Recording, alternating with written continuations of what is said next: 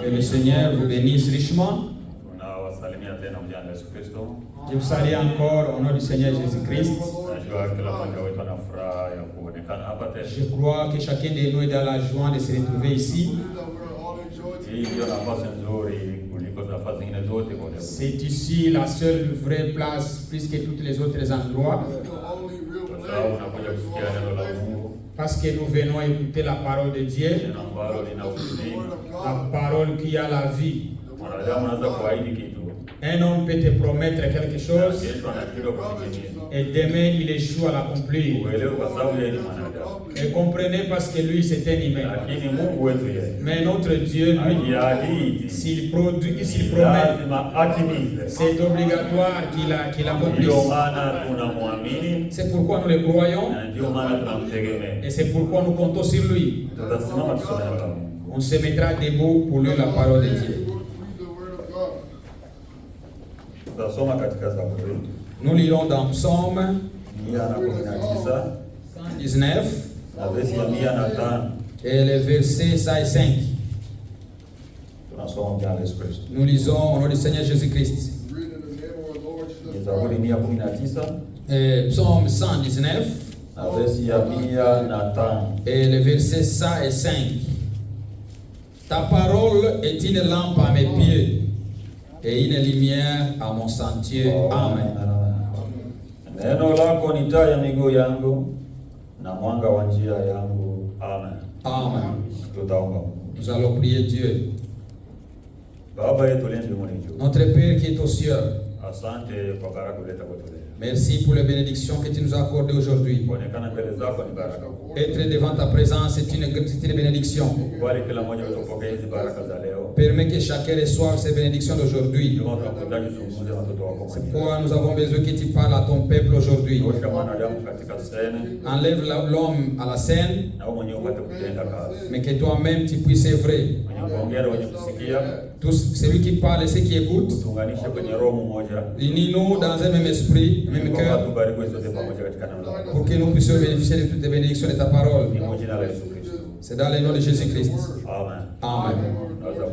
Vous pouvez vous mettre. Nous continuons avec notre même sermon. Nous sommes toujours dans les temps. Quand vous voyez, nous mettons toujours les dates. Ce n'est pas nous qui les avons inventés.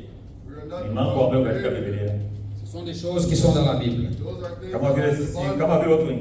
Comme d'autres personnes, nous lisions la Bible comme d'autres personnes. Mais connaître les choses qu'il y a à l'intérieur, si Dieu lui-même n'allait pas nous enlever le voile, Dieu a voulu nous apprendre ces choses. C'est pourquoi il nous a envoyé ses serviteurs, il nous a envoyé son prophète dans cet âge. Et le prophète dit que la parole qu'il a apportée lui, ce sont des choses qui ont été laissées en suspense. Mais les messagers de cet âge a rassemblé. Il les a amenés ça aux aigles afin qu'ils la mangent. Nous croyons que nous sommes les aigles de Dieu. Et l'âge dans lequel nous vivons, c'est l'âge de l'aigle. Si Dieu le veut, on va y arriver à là-bas. Quand l'église a commencé, jusqu'à présent, l'église a 4 âges seulement. Mais on nous a appris qu'il y a 7 âges de l'église. Oui, il y a 7 âges de l'église. C'est seulement il y a 4 grands âges de l'église. Il y a l'âge qu'on appelle l'âge des lions. Il y a l'âge aussi de bœuf.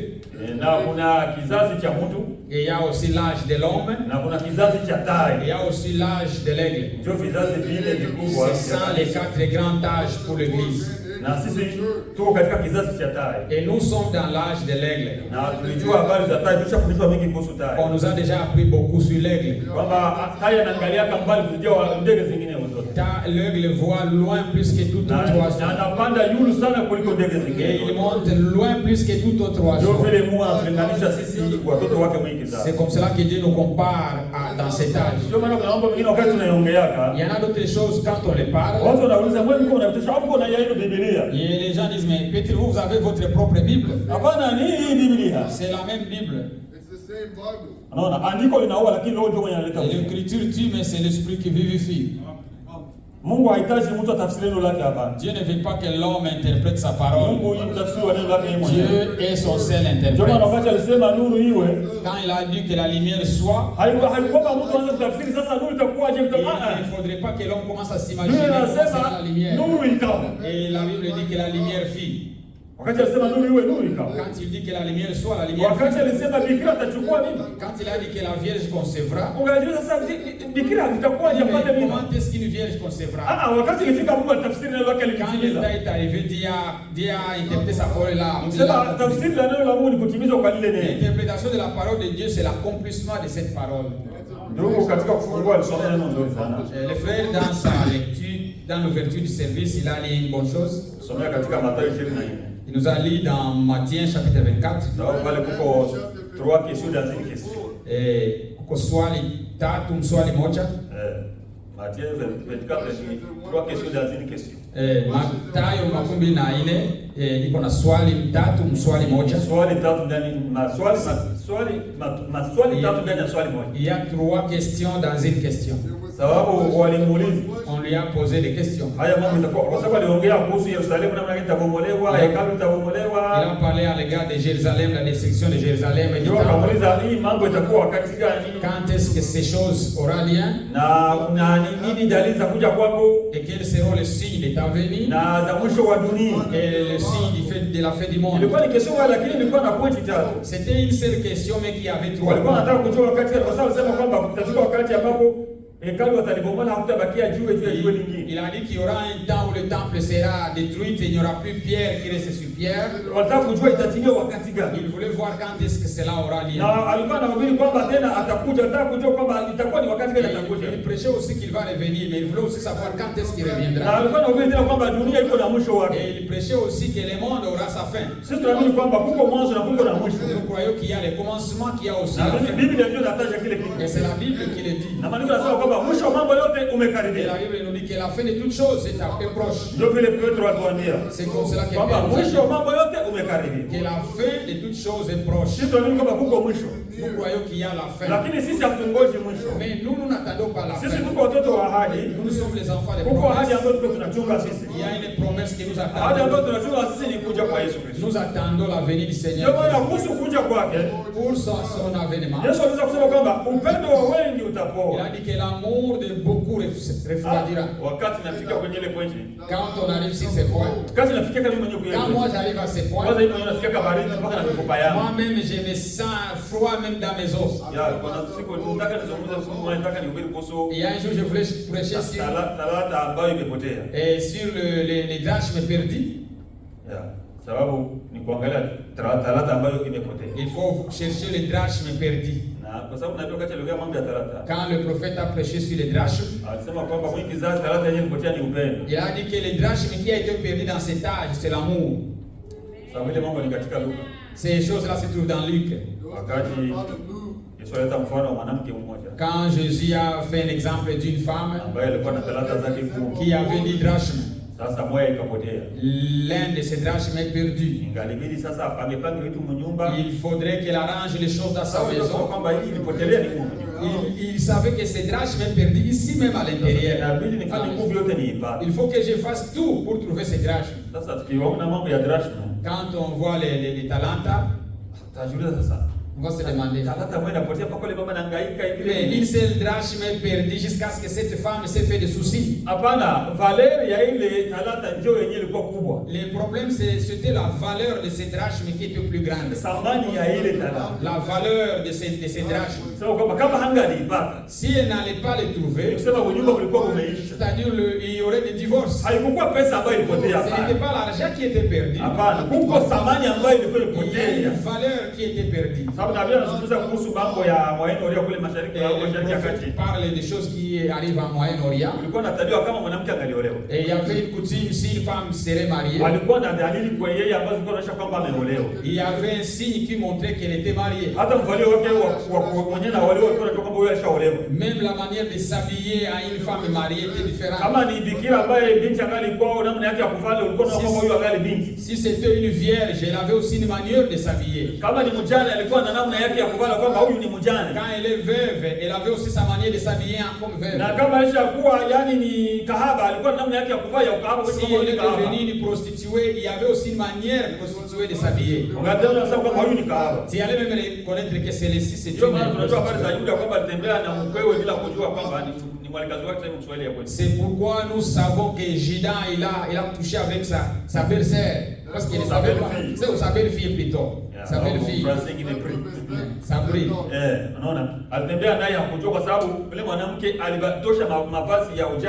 Et elle a couché avec elle parce qu'elle a enlevé ses vêtements de veuve. Et portant des vêtements de prostituée. Chacun pourrait être reconnu à partir de son habillement. Et une femme mariée, elle avait aussi sa manière de s'habiller. Et surtout, il portait quelque chose qui avait ses 10 drachmes. Quand son mari allait en voyage, s'il retournait, la seule chose qu'il allait d'abord premièrement vérifier, voir si c'est les 10 drachmes qui sont là. Si un drachme était perdu,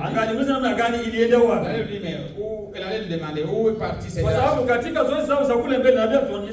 Parce que dans leur coutume, le prophète nous l'a montré. Quand un homme allait courtiser un homme et une femme de et cette femme-là l'acceptait, la femme-là allait enlever un de ces drachmes et elle allait perdre l'une des valeurs ou du respect qu'elle pouvait. Quand l'homme revenait et comptait les drachmes, il trouvait qu'il y a un drachme perdu. Il a dit que non, mon mari n'est plus. Cela montrait que la femme et la femme là savait que moi je suis vraiment fidèle à mon mari. Je ne sais pas comment un de ces drachmes. Peut-être quand j'ai travaillé, quand je voulais les arranger, l'un est perdu. Mais comme mon mari vient, s'il me trouve un drachme perdu, moi ici c'est seulement le divorce. Ici pour moi le mariage. C'est pourquoi la Bible nous dit que l'aliment, la lampe. Nous l'avons dit que ta parole est une lumière, une lampe à lumière. Il faudrait d'abord allumer et commencer à fouiller. Il y en a beaucoup de choses. Il faut que je commence à arranger chaque chose très bien. La venue de Jésus-Christ est proche. C'est le moment d'arranger toutes choses, que ça soit et même si nous commençons là, nous voulons arriver là où nous allons. Et nous attendons la venue de Jésus-Christ. Nous attendons la venue de l'épouse. Ce qu'il va regarder. Il va regarder si ce qu'il nous a laissé est complet. Je ne sais pas si on se comprend bien. Nous voulons prendre la parole de Dieu. Que ça puisse nous éclairer partout. Que ça puisse nous montrer ce qui n'est pas en ordre et que nous puissions remettre. Et il a dit qu'après avoir allumé la lampe, elle balayait la maison. Et c'est une sanctification, il faut être sanctifié. Wakati alimaliza kufagia, quand elle termina à balayer la maison, alifika kwenda kugundua sasa wakati alianza kuchukua kila kitu. quand elle a commencé à vérifier, à fouiller toutes choses, Akakuja kuiona. elle la trouva. Wakati alipata, Quand elle la trouva, furaha ikakuwa nyingi sana. il y a eu une grande joie. Sasa kwa sababu ile furaha mnyumba tena mnarudia. À cause de cette grande joie qu'elle a en maison, et elle ne sera plus divorcée. Foyer yake inarudia. Son foyer est ramené. Sasa atafanya nini? Qu'est-ce qu'elle va faire? Il faut anze kufetea na nyingine. Il faut qu'elle commence à fêter, à se réjouir avec les autres. Alléluia. Amen. Ni mambo mazuri sana. Ce sont de bonnes choses. Na ndugu wakati tunaongelea mambo ya upendo. Et le frère nous a dit à propos de l'amour. Ndio kitu ambacho Yesu alisema. C'est ça la chose que Jésus a Kwamba dit. upendo wa wengi utapungua. Que l'amour de plusieurs va se refroidir. Nasikia kama vile Mungu anajiona kusema kama Mungu wangu. Que quand je pense, j'ai dit mon Dieu.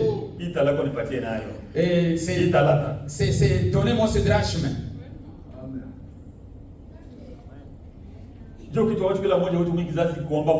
C'est la chose à demander dans cet âge que Dieu nous donne.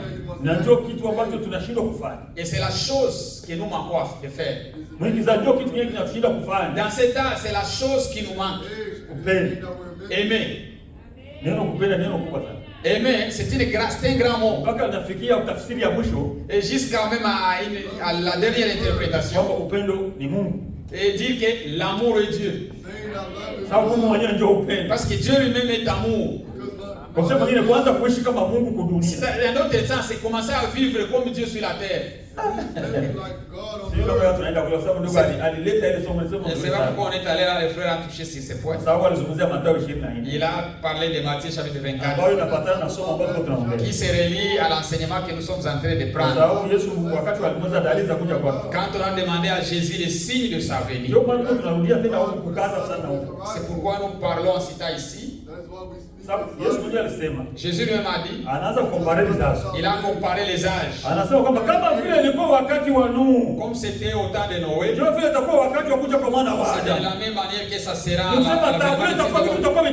C'est-à-dire que les tableaux seront les mêmes, seront semblables. C'est-à-dire que des scènes qui s'étaient arrivées là-bas, ils vont aussi arriver ici pendant que nous attendons. Et lui-même l'explique.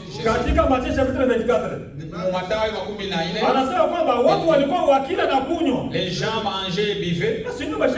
C'est ça la vie normale. Pour que tu vives, il faut manger. Ça c'était différent de ce que nous pensons. C'est-à-dire que les gens passaient des temps dans des bars. Les gens aimaient toujours des sorties et des sorties. Laissez-moi te prendre en des ces jours-là, il y avait beaucoup de concubinage. C'est ce que nous comprenons très bien. C'est ça les choses qui étaient là. Nous les voyons encore aujourd'hui. Si je vais causer avec une fille, je vais qu'on sorte un peu, qu'on parte à un restaurant. Ils mangent, ils boivent et ils parlent. C'est ça ce qui était au temps de Noé. Jésus a bien dit. Il s'est marié. Les hommes se marient. Les hommes se marient. Il dit que les hommes se marient. Il ne dit pas que les anges se marient. Il y en a d'autres qui prêchent. Au temps de Noé, qu'il y a eu des anges qui sont descendus pour se marier sur la terre. Nous ne croyons pas ça. C'était des humains qui se mariaient.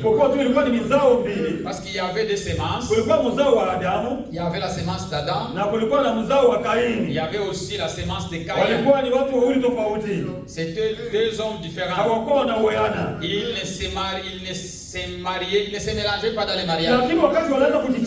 Mais quand ils commencèrent à s'aimer, les choses furent détruites. C'est pourquoi nous disons à nos sœurs et à nos frères, tu as déjà trouvé une fille païenne ou un homme païen, tu dis que non, je vais me marier. Où est-ce que tu vas vivre? Toi, tu es aigle. Selon les Écritures, ce sont des mauvais insectes. Qui sont des mauvais vers qui sont ce sont des grenouilles. Ce sont des grenouilles qui sont dans l'eau. Sasa wewe tayo unafanya mariage na grenouille. Alors toi, aigle, tu te maries à une grenouille. Grenouille anapenda mumai nyiko yana naishi bora. La grenouille aime vivre dans l'eau. Wewe tayo unaishi yulu kumiamba yulu. Toi, l'aigle, tu aimes vivre là-haut dans les rochers. Sasa mtaishiwa penye bahaweli. Comment, où vivrez-vous? Aone kama itakuwa ni mariage itakuwa ni fire kila wakati. Vous verrez que les mariages seront surtout des fins. Ndio maana mnyumba kama moja ni Mkristo. C'est quoi dans les mariages s'il est un chrétien? Na mwingine ni mpagani. Et l'autre est païen. Ni fire tu mnyumba. C'est chaque fois il y a des fins. Mpagani hapo kusema kama wasabu yeye anakuanga hapa message na kwa usiana. Le chrétien pas moi je viens aussi. Anaweza kuwa nani anakuanga hapa lakini kitu gani cha nguvu tu. Et le père où il peut même venir ici est un païen. Hata kusumbua tu. Et il va te causer beaucoup de problèmes. Utakosa amani tu ndio itakuwa tu mudaiye. Il va manquer la paix dans la maison sera toujours. Ukiona nyumba huko matatizo. La maison sera toujours au fait. Ukiona nyumba huko matatizo. Si vous voyez qu'il y a des problèmes dans la maison, c'est-à-dire l'un dans cette maison est Satan. C'est-à-dire il y a des esprits là qui ne marchent pas. Ce sont des esprits qui s'entiraillent. C'est pourquoi Dieu empêche à ses enfants de ne pas faire de tels mariages. Et le prophète dit si vous voulez vous marier, ou si tu veux prendre une fille ou un homme, cherchez celui qui est rempli du Saint-Esprit. Les jeunes d'aujourd'hui, ils regardent d'abord l'apparence, comment est-ce qu'elle paraît. Même si c'est une sœur, si je ne l'aime pas, alors que ferai-je? Toi, tu ne l'aimes pas, pourquoi? Une fille de Dieu, elle a le Saint-Esprit. C'est toi qui manques le Saint-Esprit. Amen. Parce que la profondeur appelle la profondeur. La profondeur appelle une autre profondeur. Si mon frère qui fume de la cigarette, si dans les charnettes il y a un frère qui fume de la cigarette, il vient chez toi, même s'il est visiteur d'un seul jour, le même jour il va faire connexion avec un autre fumeur. Vous savez pourquoi? Parce que les esprits se cherchent. Savez-vous cela? Les esprits se cherchent. Les enfants de Dieu s'attirent. Parce qu'ils ont un même esprit qui les amène ensemble. Si vous voyez un esprit de séparation, il y a quelque chose qui ne va pas. L'esprit de séparation ne vient pas de Dieu. Comme c'était au temps de Noé. Ça sera de la même chose à l'avènement du Fils de l'homme. Les hommes se mariaient. C'était des hommes qui se mariaient. Ce n'est pas des anges. Si nous lisons les Écritures, et Matthieu 22,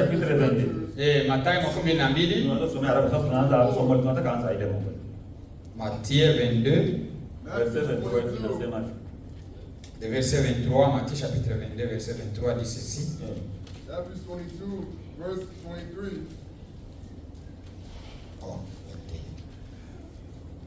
Verset 23. Le même jour, les Sadducéens qui disaient qu'il n'y a point de résurrection vinrent auprès de Jésus et lui firent cette question. Les Sadducéens refusaient qu'il n'y avait pas de résurrection de mort. C'est pourquoi ils sont venus avec une question posée à Jésus. Maître, Moïse a dit, si quelqu'un meurt sans enfant, son frère épousera sa veuve et suscitera une postérité à son frère. Or, il y avait parmi nous sept frères. Le premier se maria et mourut, et comme il n'avait pas d'enfant, il laissa sa femme à son frère. Il en fit de même du second, puis du troisième, jusqu'au septième. Après tous, la femme est morte aussi. La femme aussi morte. Après, c'était alors les Sadducéens refusaient qu'après que quelqu'un est mort, il n'y aura plus de résurrection. Jésus lui prêchait que c'est lui la résurrection. C'est pourquoi ils sont venus l'interroger. Chez nous, il y avait une femme qui a été mariée par 7 hommes. Parce qu'il y avait un homme qui a marié sa femme. Qui a pris sa femme mariée. Il est mort sans laisser l'enfant. Et selon la loi qu'avait Moïse, Kama ndugu yako anakufa bila mtoto mwanaume, si ton frère mourrait sans laisser un enfant garçon, inabidi mmoja wenu kama uko wa ndugu zake wakamata yule mwanamke wamuinulie mzao. Dans sa famille, que ses frères doivent prendre cette femme pour élever la semence. Wazale mtoto pale mwenyewe watapanga jina yule mwenyewe pour qu'il puisse donner l'enfant à qui on va donner les noms du défunt. Sasa wakati alikufa, kwa sababu alikuwa na ndugu zake, comme il avait ses frères, ndugu yake mmoja akamkamata yule mwanamke akamuoa. Et l'un de ses frères prit cette femme. Yule wa pili naye akakufa bila kuzaa na yule mtoto. Le deuxième lui aussi mourut sans laisser d'enfant. Watatu naye akakufa tena ukampatia watatu. Le troisième aussi mourut sans laisser d'enfant. Sio mwanamke atamaliza familia. Cette femme va terminer toute la famille. Mpaka wa saba jusqu'au septième. Hakuna mwenye alizala naye. Personne ni d'enfant avec mpaka naye wa saba akakufa na yule mama naye akakufa. Jusqu'à ce que le monsieur, le septième homme aussi mourut. Sasa bwana wewe hapo na ubiri kwamba resurrection itakuwa. Toi tu dis qu'il y aura la résurrection. Sasa mwanamke wakati wa resurrection. Cette femme à la résurrection. Atakuwa mke wa nani? À qui appartiendrait-elle? Bali tosha hivi tu wapi? Où est-ce qu'ils ont trouvé ces choses? Ndio confrontation walikuwa nayo wewe na Basaduki na Mafarisayo. C'est ça les discussions qu'ils avaient entre les Sadducéens et les Mafarisayo walikuwa na ubiri vibaya. Les pharisiens aussi prêchaient mal. Ils disaient à la résurrection, je serai encore avec toi. Alors les Sadducéens étaient confondus. C'est parce que cela c'était une grande obstacle. Alors, cette femme appartiendra-t-elle à qui? Parce que tous cette catégorie, tout le monde viendra dire que tu étais ma femme, tu étais ma femme.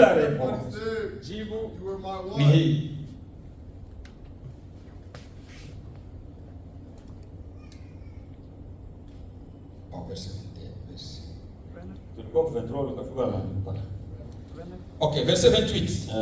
À la résurrection, duquel de sept sera-t-elle donc la femme? Car tous l'ont eu. Jésus leur répondit, vous êtes dans l'erreur parce que vous ne comprenez ni les Écritures ni la puissance de Dieu. Car à la résurrection, les hommes ne prendront point de femmes, ni les femmes des maris, mais ils seront comme les anges de Dieu dans le ciel. Nous ne serons pas des anges, mais nous serons comme des anges. Parce que les anges ne se marient pas. C'est pas si on est ensemble. Les anges ne se marient pas. Pourquoi après la résurrection, nous serons comme eux? Si quelqu'un vous dit que les anges sont venus se marier, les anges ne se marient pas. À la résurrection, nous serons comme des anges.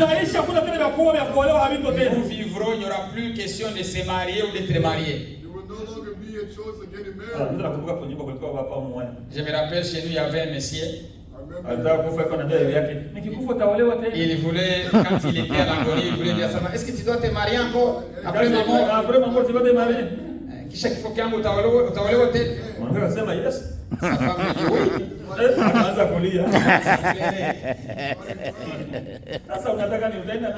Qu'est-ce que tu veux? Est-ce que tu vas partir avec elle? Paul nous dit que la question de mariage prend fin à la mort.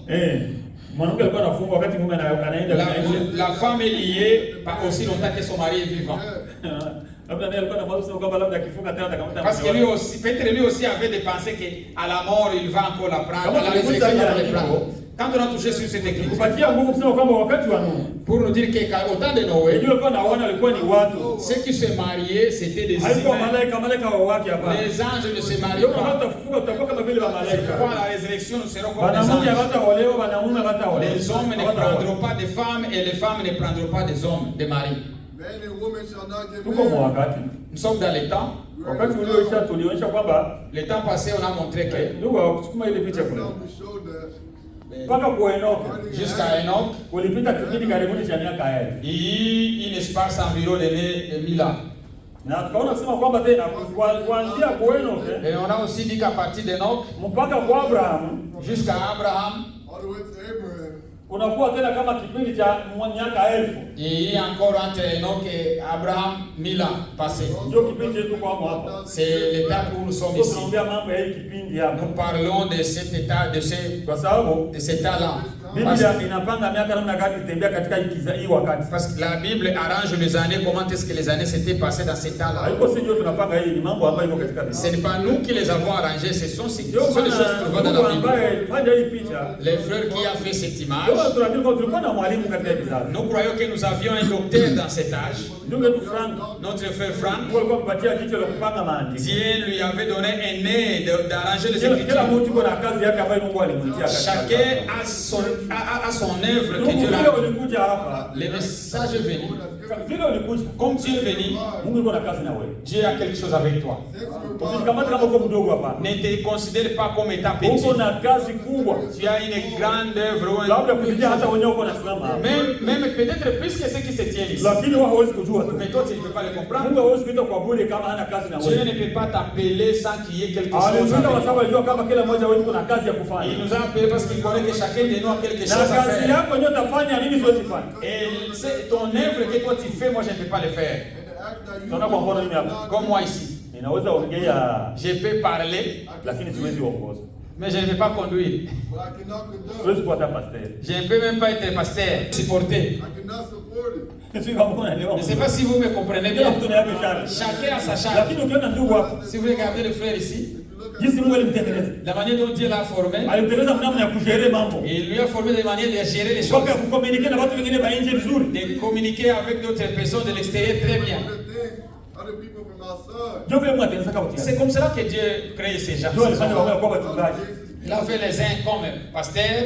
Il faut connaître ta place, ta position. C'est à ce moment-là que tu marcheras très bien. Je ne sais pas si cela est bien compris.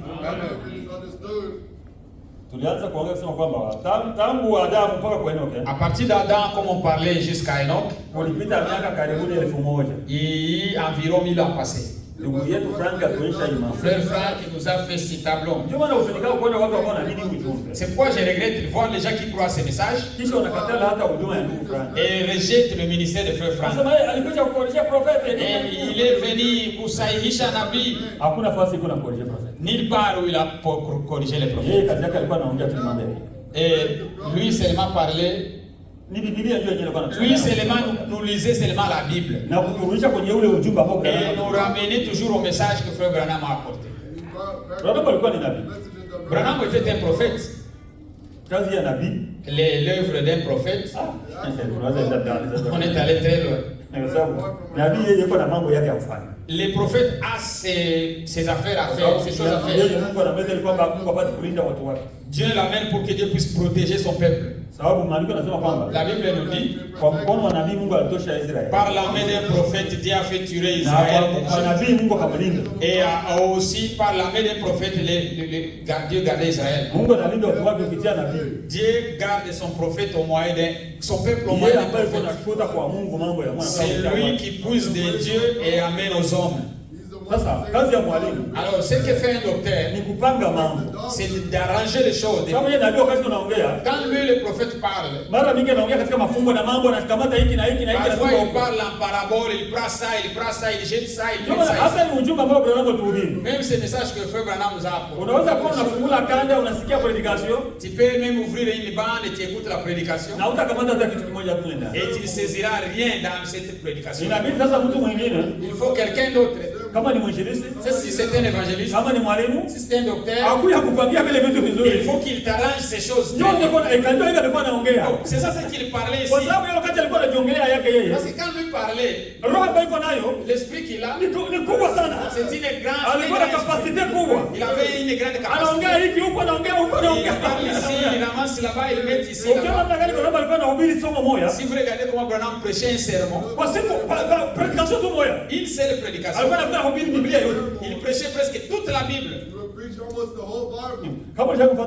Si vous l'avez déjà suivi très bien. Dans une seule prédication, il prêche. Touche ici, touche ici. Il faut les autres qui vont distribuer la nourriture, qui nous apportent la nourriture, qui est nécessaire pour toi ce moment-là. C'est pourquoi Dieu a suscité d'autres ministères. Nous savons que Dieu a des hommes dans cet âge. C'est pourquoi on n'a pas de ministère de bande ici. Quand frère commence le ministère de bande ici, moi je vais vous congédier et je vais dire au revoir. Je dirai au revoir. Moi je pars. Parce que moi aussi j'ai mon petit ministère. Il ne veut pas être voilé dans la bande, que je puisse commencer à écouter la bande. Ça c'est impossible.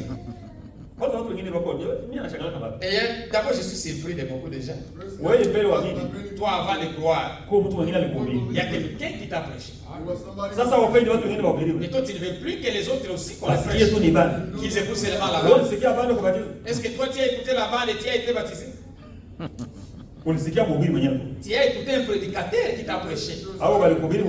Ou bien qu'on t'a mal prêché? Il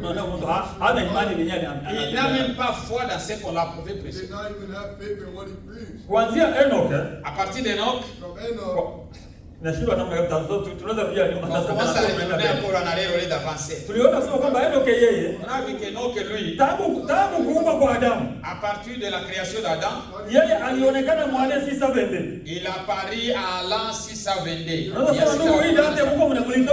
vais demander mon frère où est-ce que tu as trouvé ce livre. Nous l'avons trouvé dans le livre de Genèse, dans chapitre 5. Là où on énumère les gens.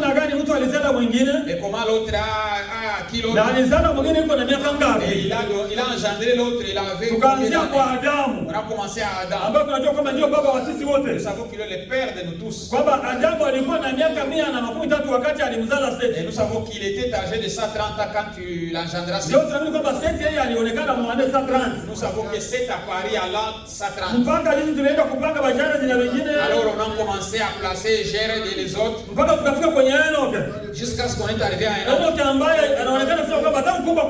Et dès la création d'Adam, jusqu'à sa naissance à l'an 622. Et la Bible nous dit que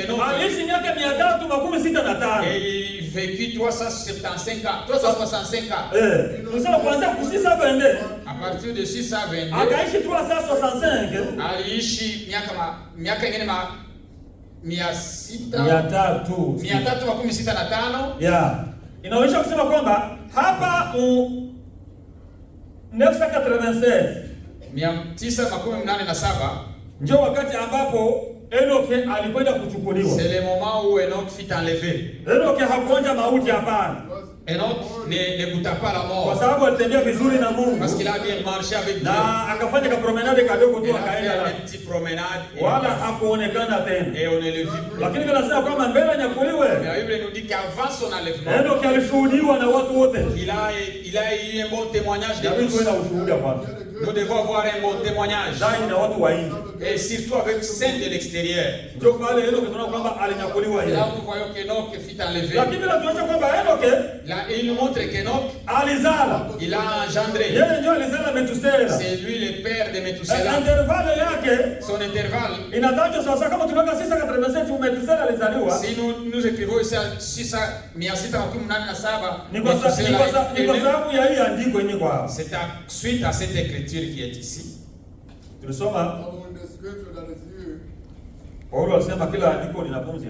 Paul a dit que chaque écriture inspirée de Dieu est utile à l'enseignement. On ne l'a pas mis là en vain. La Bible nous donne des dates. Pourquoi? Telle personne vécut telle année, telles années. Que nous puissions suivre la descendance. Et pour aussi bien arranger les événements selon le temps. Il faut savoir quand est-ce qu'il y a eu le déluge. Il faut savoir quand est-ce qu'on a érigé la tour de Babel. Tu saurais que Noé et Abraham a vu Noé, tu saurais ça?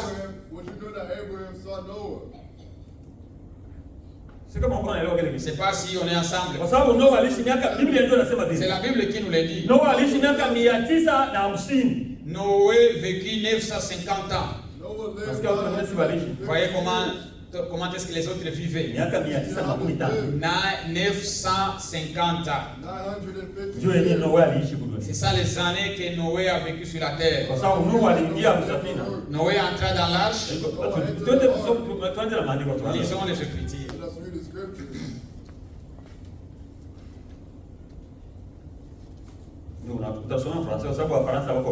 Parce qu'il y a beaucoup de francophones ici, on va lire en français.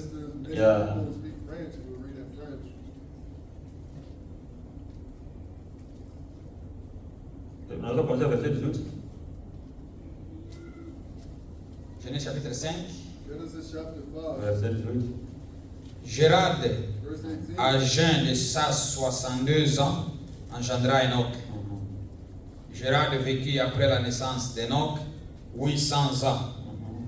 Et il engendra des filles et des fils. Des fils et des filles.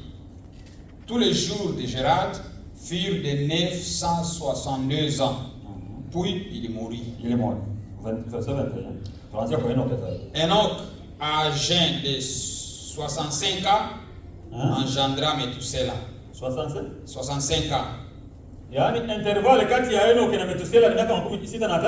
L'intervalle entre Métusela et Enoch, c'était 65 ans. D'après les calculs qu'on a fait là derrière, dans l'an 622, c'est là le moment qu'il naquit. Quand il lit 65 ans, il engendra aussi. Il engendra Métusela. Enoch qui naquit en 622. Il a eu son fils Métusela en 687. C'est pas si vous croyez aux Écritures.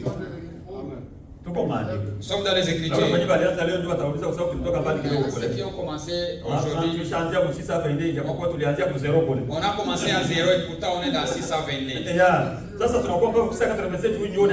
Nous sommes encore à 604. C'est depuis la création d'Adam. Et à la création d'Adam, c'est là nous comptons point 0. Mpaka 612 Enoch apparaît. Enoch avant d'être enlevé, il y d'abord un et dans sa semence nous voyons Métusela dans sa lignée. Et Métusela qui est né en 687. Si nous lisons l'histoire de Métusela, il vécut 969 ans. Disons au verset 21. 22. Enoch, âgé de 65 ans, engendra Métusela. Enoch, après la naissance de Métusela, marcha avec Dieu 300 ans. Et il engendra des fils et des filles. Tous les jours d'Enoch furent de 365 ans. Enoch marcha avec Dieu, puis il ne fit plus, parce que Dieu le prit. 25. Métusela, âgé de 187 ans, engendra Lémec. Métusela vécut après la naissance de Lémec 782 ans. Il engendra des fils et des filles. Tous les jours de Métusela furent de 969 ans, puis il mourut. Tous les jours de Métusela furent de 969 ans, puis il mourut. Il vécut Métusela 969 ans. Puis il mourut. Nous croyons que lui mourit. C'est une bonne chose. Il mourit. Une chose surprenante ici, par rapport avec Métusela, Metusela baba yake alimzala kuna 65 ans. Et son père l'a mis au monde pendant. Kwa sababu Enoch alikuwa na miaka 65 wakati alizala Metusela. D'ailleurs, il nous dit il était âgé de 65 quand il engendra Metusela. Metusela naye mbele ya kuzala Lameki alikuwa na miaka 187. Avant d'engendrer le mec, il avait 187 ans. Nous sommes mwenyewe alizaliwa 187. Celui qui est né dans 187, alikuwa kuzala mtoto Muisa 74. Il eut l'enfant à mwaka wa 874. Ndio alimpata Lameki. C'est là qu'il eut Lameki. Sasa yeye Metusela kaishi muda mrefu. Et Metusela vécut longtemps. Maisha yake yote kaishi mpaka 969 ans. Toute sa vie c'était miakena makumi yeye mwenyewe karibuni mila yeye mwenyewe. Lui-même presque 1000 ans. Maisha ya Metusela karibu miaka 1000 mwenyewe. Metusela a vécu presque 1000 ans. Sasa tukipiga hesabu, si nous faisons le calcul, kuanzia hapa wakati Metusela alizaliwa, dès la naissance de Metusela, toutes les années qu'il vécut, utaona kwamba alifika mpaka huko 1656. Et on va trouver qu'il est arrivé que jusqu'à 1656. Ndio wakati ambapo Metusela yeye alikufa. C'est à ce moment-là que Metusela mourut. Sasa mambo kushangaza. Alors la chose un peu dans cette même année de la mort de Metusela, il y a eu quelque chose qui a eu lien. Qu'est-ce qui a eu lien ici? Partons avec le temps. Parce que le temps même va nous révéler ce qu'il y a. Les Écritures même vont nous révéler ce qu'il y a ici. Nous voulons que nous mettons chaque chose dans son temps. Quand nous parlons de la Bible, que chacun sache, oh, ces choses sont ici. C'est pourquoi c'est bien, c'est pourquoi on nous a fait cette tableau. Ça, c'est une étude approfondie de la Bible. S'il y en a d'autres détails, si on pourrait les décortiquer, c'est beaucoup de choses. Ici dans la Bible, il y a beaucoup de noms de beaucoup de gens. Nous amenons le fondement. Ce n'est pas l'histoire de lapins et de chats. Ce sont des choses vraies. Ce sont des preuves que ces gens ont vécu. Comme nous vivons aussi. Nous aussi, si Jésus ne venait pas aujourd'hui, s'il y a 500 ans qui viennent, qui restent encore là-bas, qui saura notre histoire après 500 ans? Même si on dit qu'il y avait un homme appelé Gaïnga, les gens diraient non. Parce qu'il y aura beaucoup de temps passé. Parce que les gens disent l'histoire de Noé, c'est seulement une histoire. Tu as déjà vu l'arche dans laquelle il va y entrer.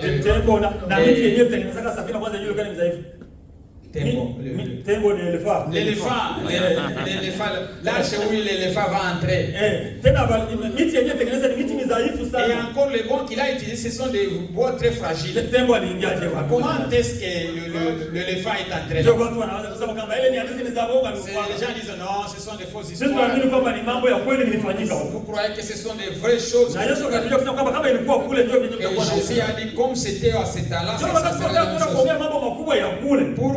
Pour parler de la grande chose de là, c'est pourquoi nous commençons là-bas. Nous voyons comment Dieu œuvre avec les gens jusqu'à ce qu'on arrive à Abraham. Abraham, lui, à partir d'Abraham, c'est là où il y a un nouveau commencement ou des choses nouvelles. Selon la promesse que Dieu a apportée à Abraham. Si nous regardons dans toutes les étapes ici, Dieu collaborait avec un homme,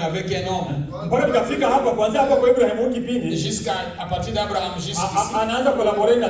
Il commence à collaborer avec une nation. Une seule nation. Dans cet âge, ce n'est plus une nation.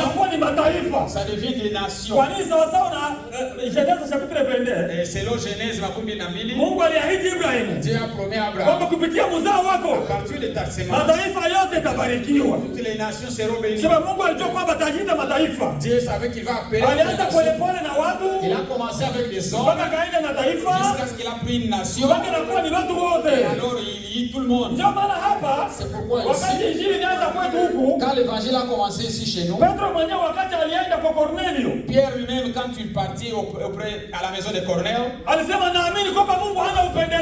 dit que je crois que Dieu n'a pas Dieu n'a pas de considération d'une personne. Oui. Dieu n'a pas de considération. Dieu n'a pas de considération. Tout le monde. Celui qui l'obéit et celui qui le respecte, Dieu fera soin de lui. Dieu ne regarde pas la personne. Il est allé lentement avec lui. Il a commencé par une personne. Il a pris une nation. Après une nation, c'est devenu des nations.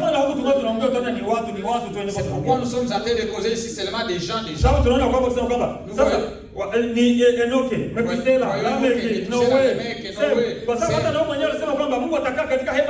Et Noé lui-même a dit que Dieu restera dans la tente de Sem.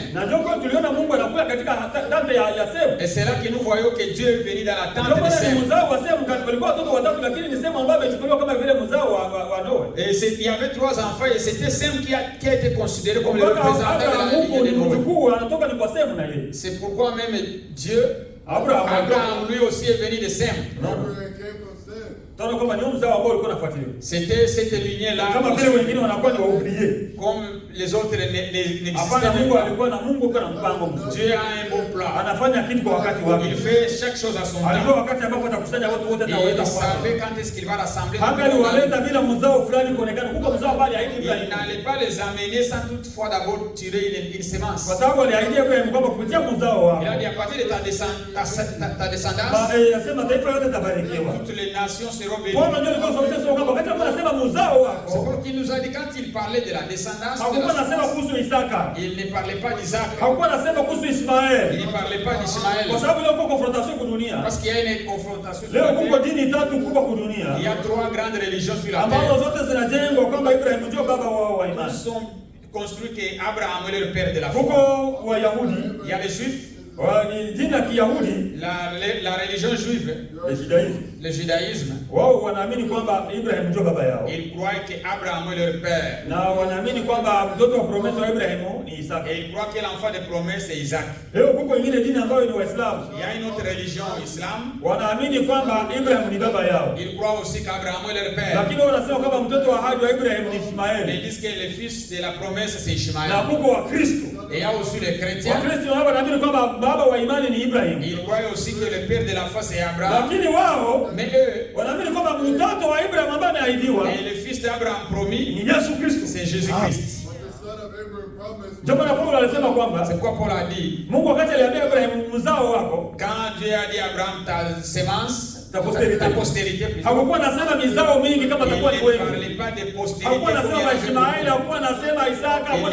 pas d'Ishmaël, d'Isaac, de Jacob. Il ne parlait pas de Joseph. Il parlait de Christ.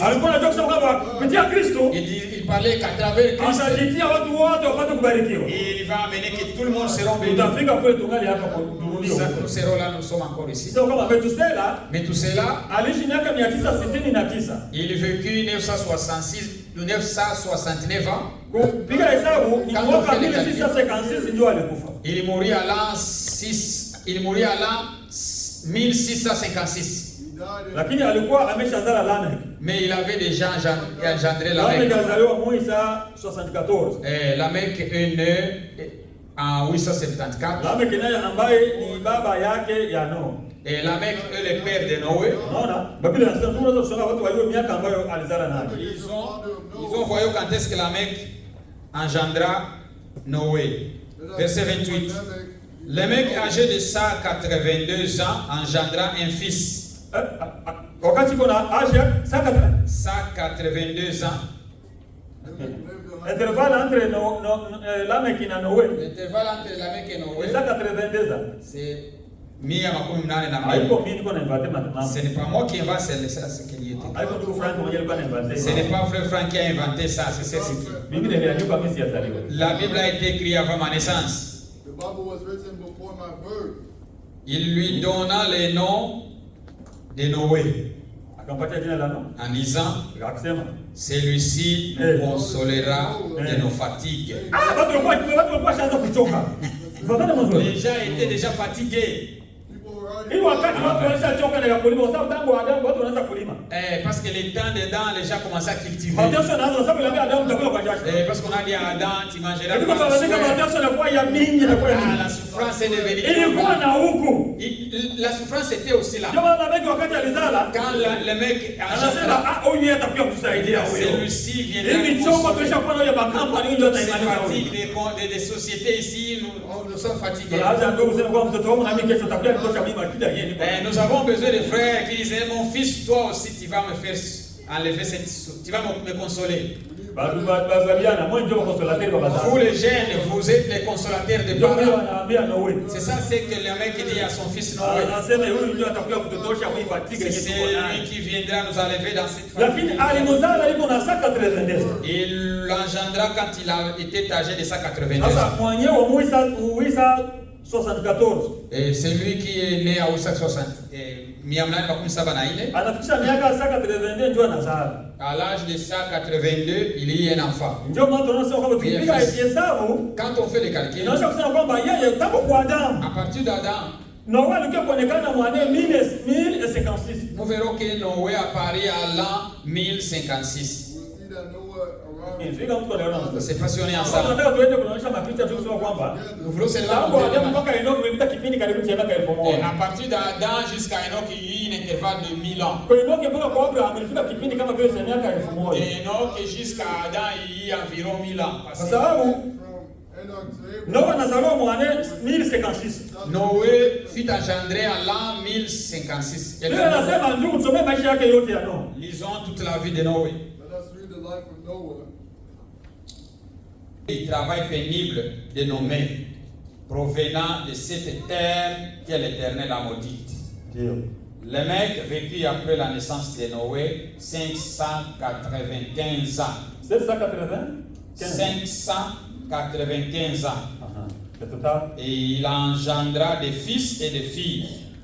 Tous les jours de Lamech virent de 770 ans, puis il mourut. 770 ans, puis il mourut. 777.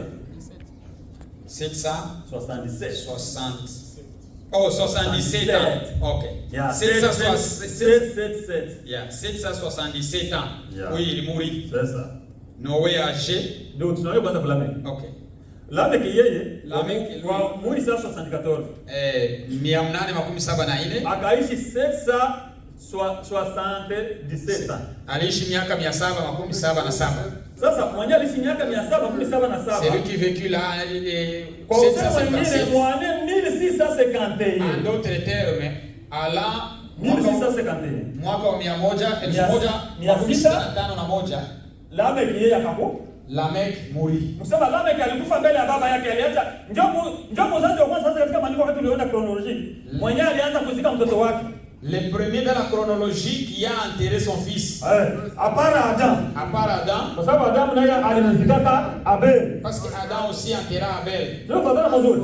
Sasa kuona anaishi maisha marefu kuzidia mtoto wake Metusela. Il vécut longtemps plus que son fils Metusela. Lakini yeye Lamech mumini 651 anakufa. Mais Lamech lui à 1651 il mourut. Nisema ni intervalle na wao ile tena miaka 5. Et c'est l'intervalle entre son père c'était 5 ans. C'est passionné ensemble. Mais pourquoi tu nous amènes toutes ces choses ici? Nous arrivons sur les points essentiels. Nous parlons il est le déluge. Quand est-ce qu'il y a eu le déluge? Les gens construisent l'arche et la tour. Quand est-ce que cette tour Israël était en Égypte. C'était un enseignement, c'est une histoire, mes frères. Ça va aussi nous aider que cela soit clair. Les choses qu'il y a ici, ce sont des types de choses qui qui ont relié là-bas. Njoo ukiona hata katika Ufunuo. Quand vous voyez dans l'Apocalypse, Wanataja mambo ya Babala tena, on parle ya de baba Balaam, Yezebeli na vingine on parle de wote. Jézabel et tout autre. Kwa nini? Kwa sababu yenye kupitika huko, Ce qui a eu lieu ici, kama uvimetrize, si tu ne le maîtrises pas, hautametrize wenyewe. tu ne maîtriseras Ndiye pas Mungu alifanya hiyo wakati. ce que Dieu a fait dans cet âge. Sasa kuviongea vinakupita. Quand on le parle, ça va te Kwa suivre. sababu hauna msingi ambao unasimama Parce mzuri. que tu n'as pas une Ndio maana tunakaza sana ili kwamba watu wajue hii mambo. C'est pourquoi nous voulons que les gens sachent ces choses. Kusema kwamba Metusela yeye alikufa mu 1656. Sachant que Methuselah est mort en Mtoto 1656. wake Lameki alikuwa ishakufa 1651. Son fils Lamech était déjà mort à l'an 1651. Sasa tunaona Noa mwenyewe alizaliwa mu 1056. Nous voyons Noé qui est engendré en 1056. Anaishi 950. Il vécut miaka 950. Tusomee maandiko. Lisons. Sio kama vile tunainvente mambo. Verset 31. Wewe endelee tu na usomi wakaidi mambo. Tous les jours de Lamech furent de 777 ans où il mourut.